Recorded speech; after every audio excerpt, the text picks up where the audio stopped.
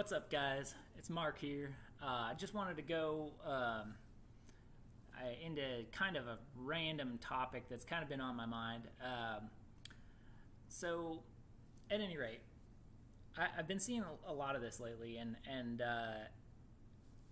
in my readings of Revelation, one thing is kind of always kind of confused me, I guess, and I've been interested in studying the idea of it. But it's this thing, the mark of the beast.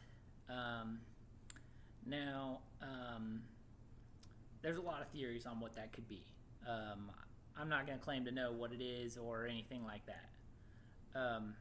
So, at any rate, I think that, if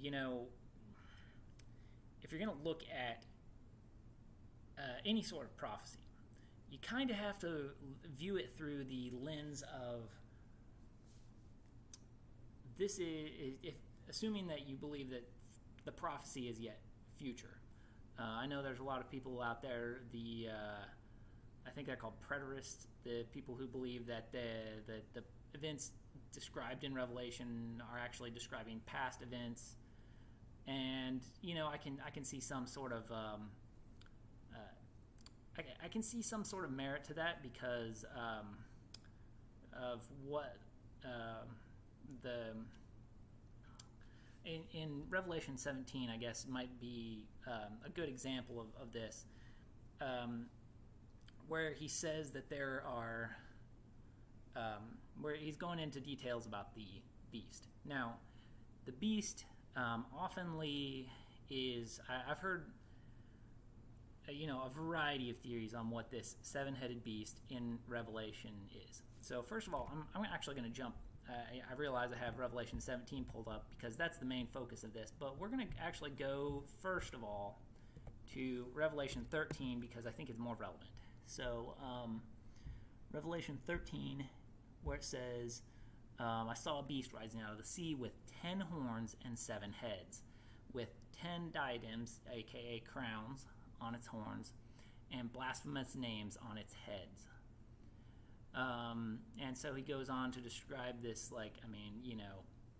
kind of a little bit psychedelic description here of what the beast is. So at first you're like, okay, well maybe this is like some sort of, I don't even know, this just sounds like a drug trip, to be honest. And then he goes on to this second beast that had 2 horns like a lamb and speaks like a dragon, and exercises all the authority of the first beast in its presence. So, what I want to present to you today is Revelation 17, which provides a description of what that is. So, basically in 17, it's showing kind of a description where it's like, okay, so it's been kind of mysterious up until this point, and now I'm going to tell you exactly what all this stuff means, exactly what all this stuff is. I mean, it's written there in plain text. It's, there is still some riddles involved here, so I think that's relevant. And so the riddle that I'm going to talk about today is, what is the deal with the 7 heads? Because I think that's the key for a lot of this here. So let's start in verse 7. The angel said to me, "Why do you marvel? I will tell you the mystery of the woman and of the beast with 7 heads and 10 horns that carries her. The beast that you saw was and is not and is about to rise from the bottomless pit and go to destruction." What is all that about? Was and is not and is about to? All right. Keep that in mind. The phrasing there is key. And yada, yada, yada, they'll marvel to see the beast. This calls for a mind of wisdom. With wisdom, I guess, in the ESV. The 7 heads are 7 mountains on which the woman is seated. There are also 7 kings, 5 of whom have fallen. One is, the other has not yet come, and when he does come, he must remain only a little while. As for the beast that was and is not, it is an eighth, but belongs to the seven and goes to destruction. Okay, so the seven heads are seven mountains, and they are seven kings. So they're kind of like seven kings, kind of like seven kingdoms, 5 of whom have fallen. So at the time of the writing of this book, 5 of them were already dead. So there's only 2 more heads left. All right. So one is currently. So I think honestly Nero is probably a good candidate for that. I don't know. I don't know for sure, but there was also some other people that might have been a good candidate for that or not. I don't know. But there's the one that's coming up that has not yet come, and when he does come, he must remain only a little while. What does that mean? Does that mean he actually dies? Because that's what it sounds like to me. It sounds like he remains only a little while and then dies. But then it says there's an eighth. What does that mean? Okay, so this is where I think the theory of the Antichrist is a clone holds a lot of weight. So let me back up again to Revelation 13.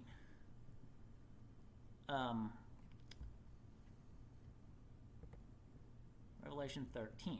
Okay, so what it says is about this beast that has 7 heads and 10 horns. It said that the 10 horns in Revelation 17 said that the 10 horns were 10 kings who are of one mind. I'm not sure if I went over this yet, but there are 10 kings that give their power over to the beast, right?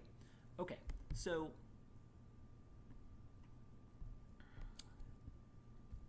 right here, right up front, it says one of its heads seemed to have a mortal wound, but its mortal wound was healed, and the whole earth marveled as they followed the beast. So I think that makes sense to think of it that way. One of its heads seemed to have a mortal wound, and they cloned it, the head, meaning the king. They cloned this king, and then the whole earth marveled. Okay, bear with me. Okay, this is more than just a clone. You know, the analogy I would give it, so it's like a brain backup, might be the best way of putting it. This is a brain backup. He restored from backup. It seemed to have a mortal wound, but its mortal wound was healed, and the whole earth marveled as they followed the beast. Okay, so there have been plenty of people. I mean, you go to any ER, there are people who have seemingly mortal wounds, and you don't see the whole earth marveling about it. This is going to be something that takes the whole earth by storm. So it's something revolutionary, obviously. And I think this brain backup clone type idea is really is very, very plausible. So let's move on here. When it's discussing the mark of the beast, I think it also gives a little bit of insight in that as well. So the second beast with 2 horns like a lamb and speaks like a dragon. It exercises all the authority of the first beast in its presence and makes the earth and its inhabitants worship the first beast whose mortal wound was healed. Okay. And by the signs that it is allowed to work in the presence of the beast, it deceives those who dwell on earth, telling them to make an image for the beast that was wounded by the sword and yet lived. Okay, so this is the... I think people read into this as, okay, this thing was whatever, had a mortal wound and was healed, And then this image was created, like a idol or something like that, like a statue or something. But then it goes on, and I don't think this is any mere statue. It says, and it was allowed to give breath to the image of the beast, so that the image of the beast might even speak, and might cause those who would not worship the image of the beast to be slain. So this is a walking, talking image. So that's a little more to it than that. And so then it says that and it's causing everyone to be marked on the right hand or the forehead, the mark of the beast. Everybody's heard of the mark of the beast, right? So I think that there's a connection there between the mark of the beast, this brain backup thing, and this mortal wound that was healed. And I think the thing that makes it all fit together is that the Antichrist is cloned. Once again, let's jump back to Revelation 17. So, this calls for a mind with wisdom. The 7 kings are 7 mountains on which the woman is seated. There are also 7 kings, 5 of whom have fallen. One is, the other has not yet come, and when he does come, he must remain only a little while. As for the beast that was and is not, it is an 8th, but belongs to the 7. So he doesn't get his own head. So this is, I think, one of the 7 heads of the beast here. I think that makes perfect sense. And it says, these are of one mind, and they hand over their power and authority to the beast, as far as the 10 horns. So, and it goes on to say that the waters that you saw are peoples and multitudes and nations and languages. So, the beast was described in Revelation 13, and the beginning of it, I saw a beast rising out of the sea, aka the waters. Yes? So, the mark of the beast, the waters, also describes the woman as on her forehead was written a name of mystery, Babylon the Great, mother of prostitutes and earth's abominations. So, on that topic,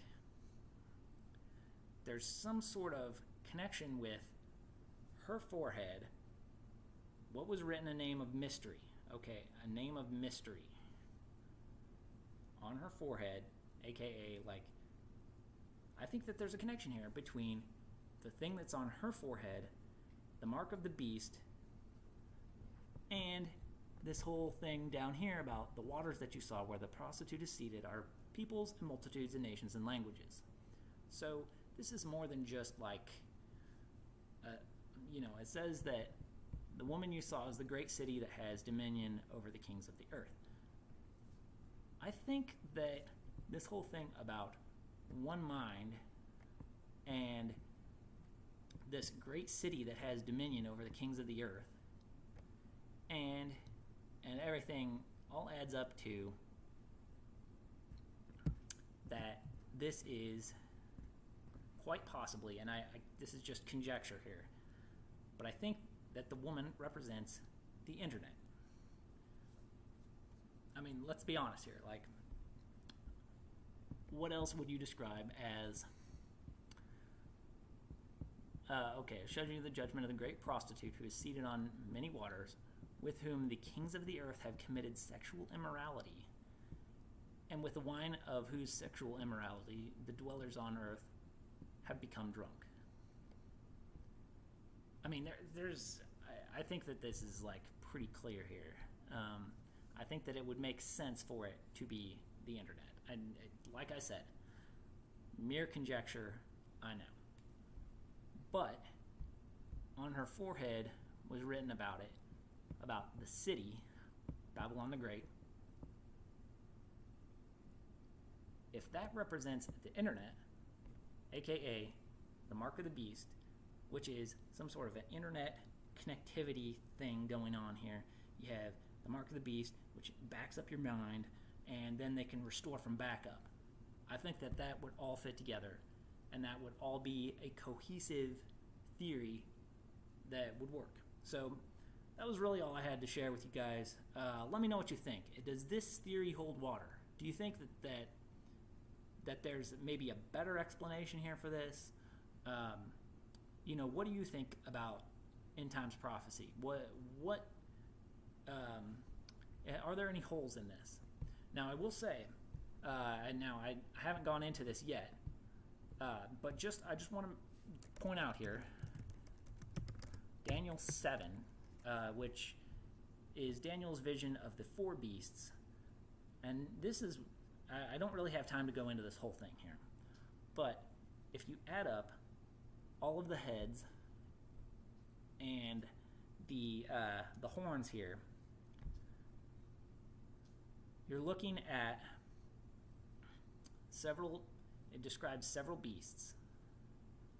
4 great beasts. First was like a lion, and then a second one like a bear, and another like a leopard, and a 4th beast that had 10 horns. Here we go. That had 10 horns. So I think that this 10 horns thing on the 4th beast makes sense. That this is like the connection between Daniel 7 and Revelation 17. And now, there's no way to be sure, but I'm not the only person who thinks this. You can go look it up. The next thing that I think is interesting is, and I consider the horns, and behold, there came up among them another horn, a little one, before which 3 of the first horns were plucked up by the roots. So that would leave 8 horns left, which would line up with Revelation 17, which talks about the 7, but there's another horn, a little one. So there's something special about this little one that's like the 8th remaining horn. There are obviously 3 of them that are plucked up and gone now, and which would make sense because there are 10 kings who rule for 1 hour with the beast, but there are only 7 heads. So, at any rate, it's a theory.